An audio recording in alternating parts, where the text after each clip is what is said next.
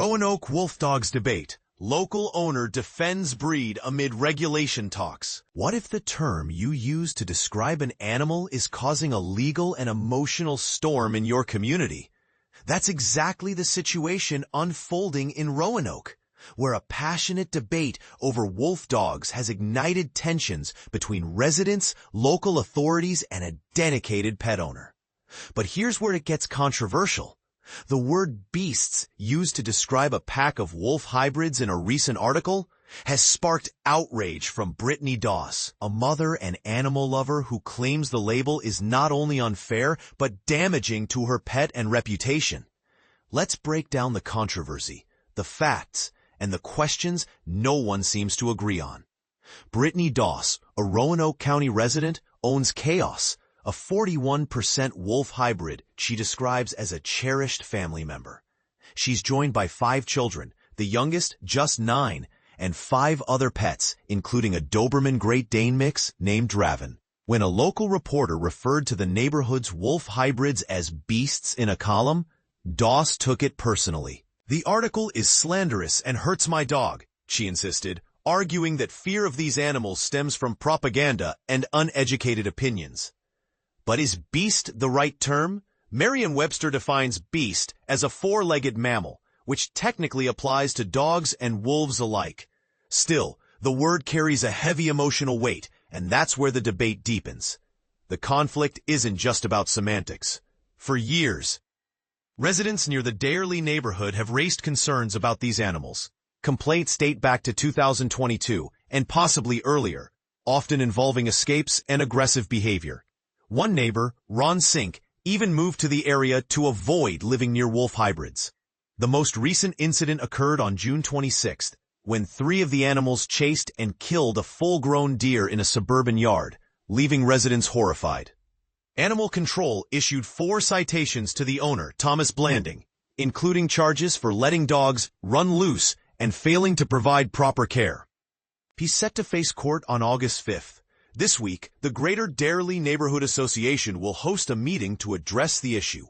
Councilwoman Evelyn Powers, who first brought the topic to the Roanoke City Council, will attend, along with Sandra Riles, the deer attacks witness.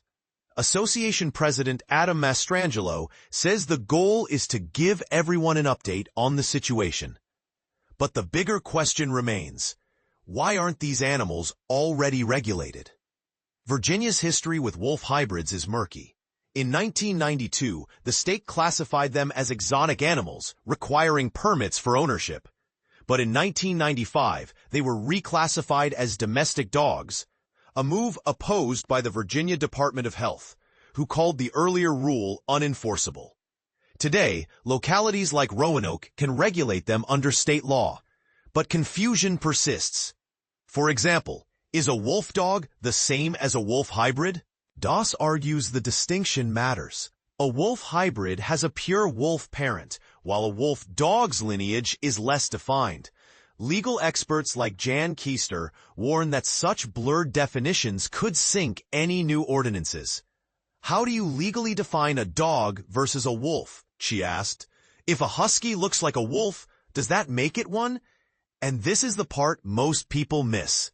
The risks these animals pose aren't just hypothetical. The website dogsbite.org tracks fatal wolf hybrid attacks, listing 25 deaths from 1980 to 2024, including an 8-day-old infant in Lee County and a 3-month-old in Alabama. Yet Virginia doesn't require rabies vaccinations for wolf hybrids at the state level, leaving local governments to fill the gap. So where does this leave Roanoke? With more questions than answers, will the city push for a ban or find a middle ground? Can a term like beast be unlearned when emotions run high? And what responsibility do owners like Doss have to ensure their pets don't become a public safety risk? Join the conversation at Thursday's neighborhood meeting or weigh in online. Because one thing's clear, this isn't just about wolves and dogs. It's about who gets to define them and what happens when the law can't keep up with the facts on the ground. What's your take?